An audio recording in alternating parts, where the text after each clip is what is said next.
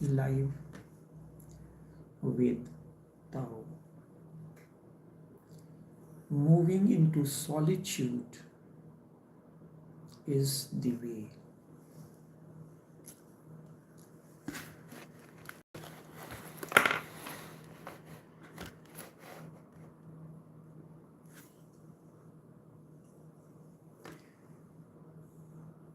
Each religion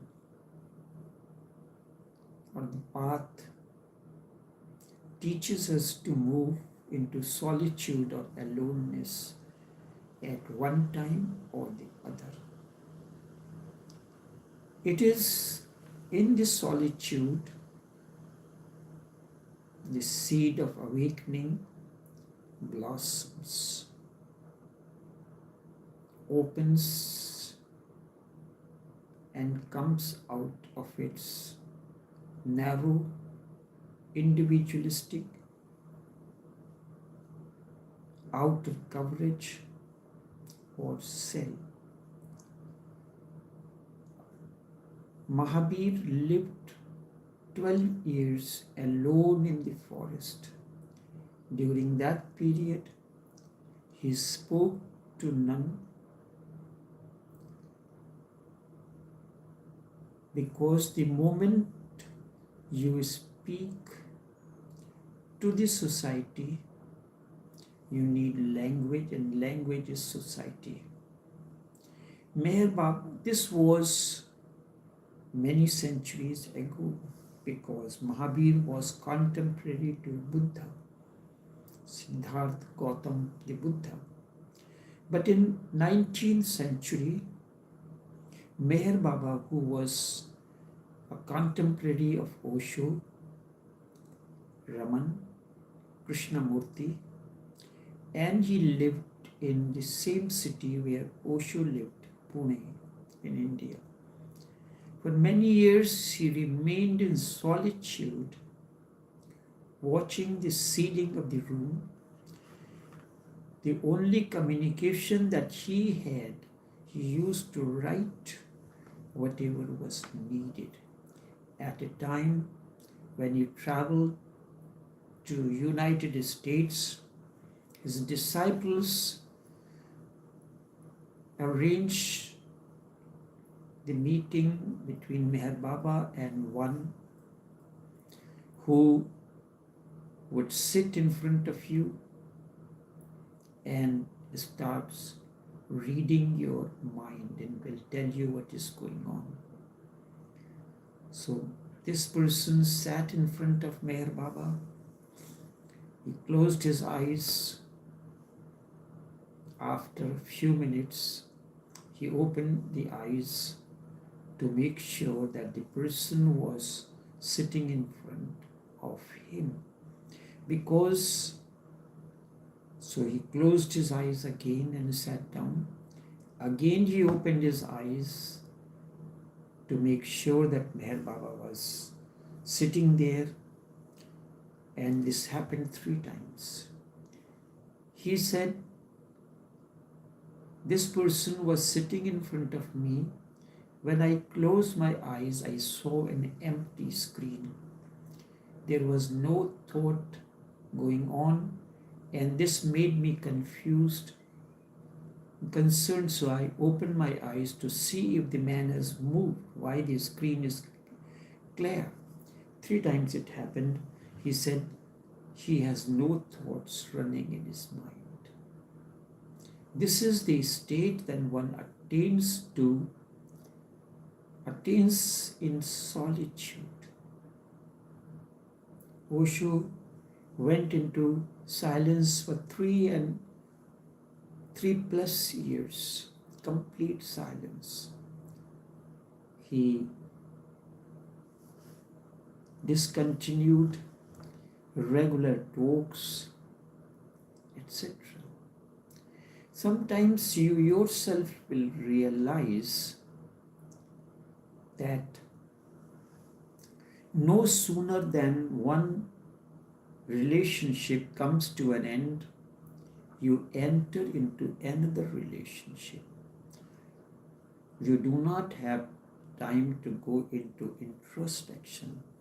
The right way is after a relationship has come to an end, whether abruptly, more so, most of the relationship end or terminate, they are terminated abruptly. Most of the relationship. So it is very important to go into solitude after that relationship is terminated. Many people do not, but a rare one goes into this solitude to introspect. And even those who have gone into the period of solitude after end of one relationship have not understood clearly why they went, what was guiding them to go into this inner solitude. And even if they were aware, but they did not take a real cognizance of why they went and what did they do and what did this solitude did to them. It is like a mini Saturi. When it came, I know a few who have, after one relationship was terminated, and even at times during one relationship went into an occasional moments of extreme solitude. This one can experiment on to go deeper into the relationships. So Mahavir lived for 12 years in the forest, did not speak to anyone, because the moment you speak, you have moved to the society, whether it is a single person or a group of people. Language is the way to communicate with society, and silence is the way for inner communion. But when this inner communion happens only when there is no conflict. When there is a conflict or confusion within the human mind or brewing in inner pot, then there is an inner dialogue. When in that moment of solitude, there is no inner dialogue, this means there is no language. You remain completely silent, floating in that silence, the dance of inner rhythm happens. So an awakened one, when it is necessary, he comes, it is like he is in constant honeymoon with his eternal beloved. He remains in that commune where only silence, bliss and harmony dwells.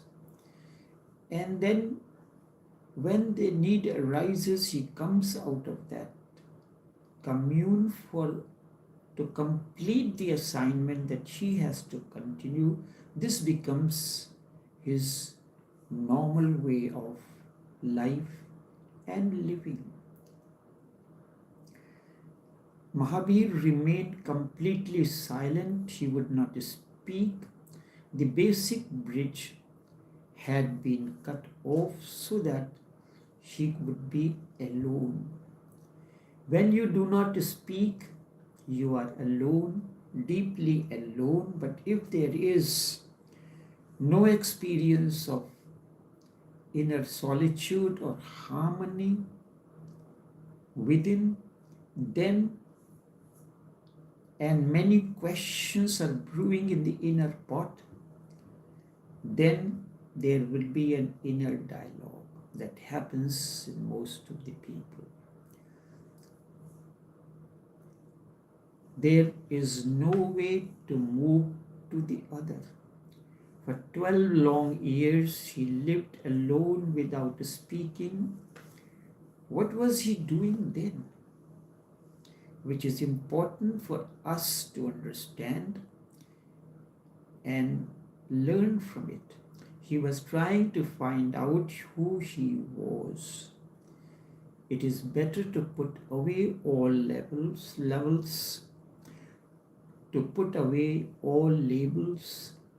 It is better to move away from others so that there is no need for social image. This is what sometimes guided by intuition, and intuition is the human connection. If there is a charger, so each charger has two poles. One pole that connects to the source of energy, and the other that connects to the individual device. So communion is that mystical connection or charger. One end is connected to the universal energy, the other to you, and the charging continues. So Mahabir did this. But what we do in the moments of solitude, in the moments of solitude, which is like charging, your device is charging, it has severed all connections with the outer dimensions, and even if you try to charge as well as continue to operate after some time, the device sends a message that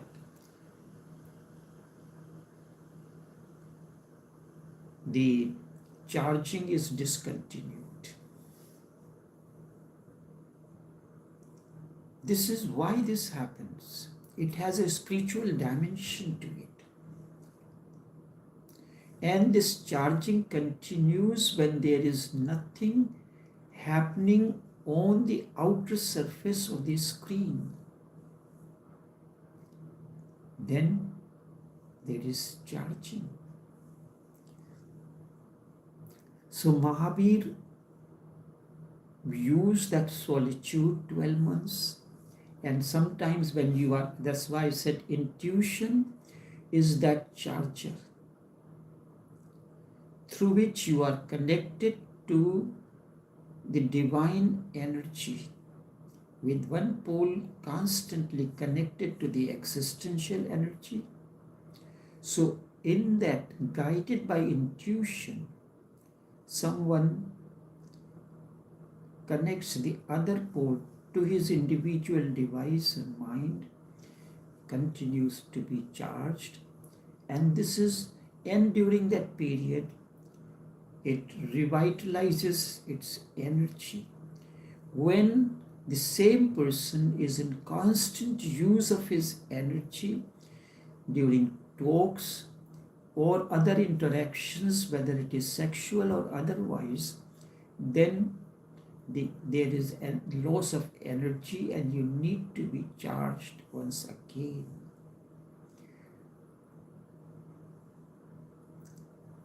So he was destroying the social image. He was throwing away all the garbage that society had given as different labels.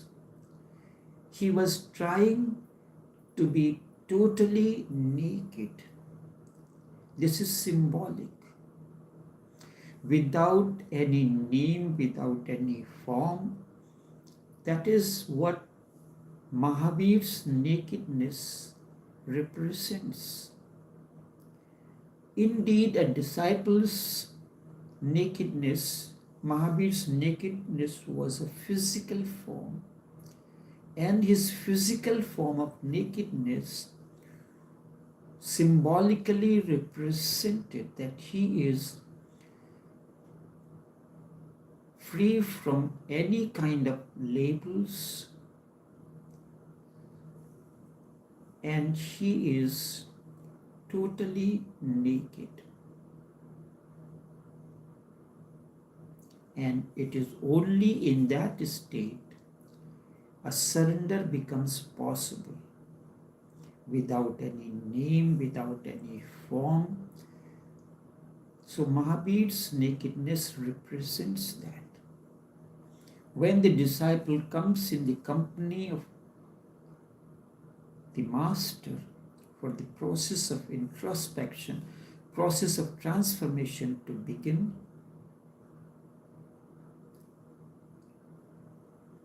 his or her physical nakedness represents the psychological nakedness.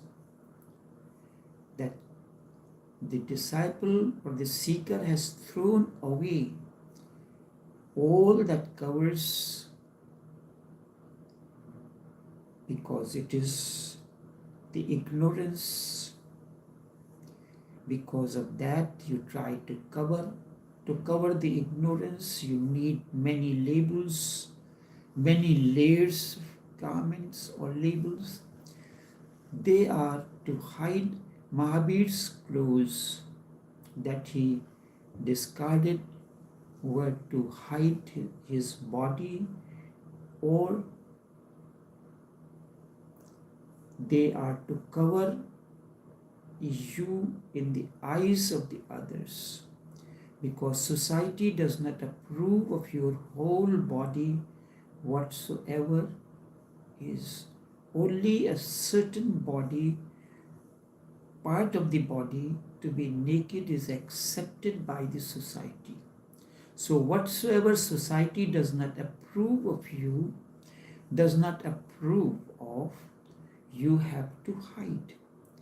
Only particular parts of the body are allowed to be open and revealed. The society chooses you in parts. What did it happen? Society chooses you in part. This symbolically represents Mahavir's physical nakedness.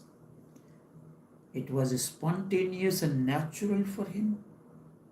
And one day he had one piece of cloth to wrap himself, and he was passing through the forest, amongst the trees, and there were thorns on the trees. Part of his cloth that was covering his body got stuck to the thorns, and as he moved forward, half of it damaged. Only half remained to cover his body, and that too consciously he hurled in the air and threw away. Mahavir became physically naked. It was spontaneous for him. Whereas for Jain monks, it is a 5-step process. So he went against the society. Society wants only a certain part of your body to be exposed, not everything. And you cover that part which is not exposed, which is not accepted by the society. In ultimate innocence, the disciple is ready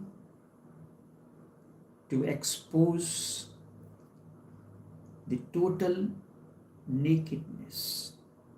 At times, as I said, Mahavir's physical nakedness was symbolic of his inner. In front of his eternal beloved, he is totally naked physically, emotionally, and at the level of energy, there is no cover. Energy is totally naked. The outer covering that you see through the channel of energy simply to protect you from any shocks.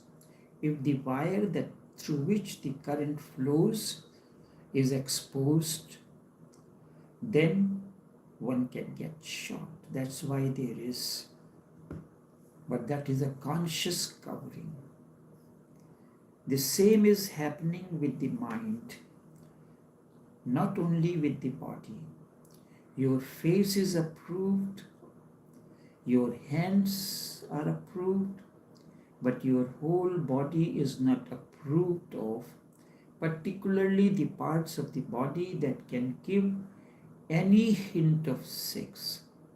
And it is those parts which are connected with the parts of sex can give you or take you the state of ultimate bliss.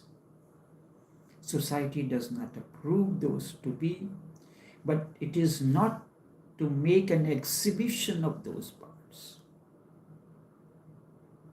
Only in certain situations between lovers and beloveds, we expose the physical body in totality so that one can enter into the state of bliss.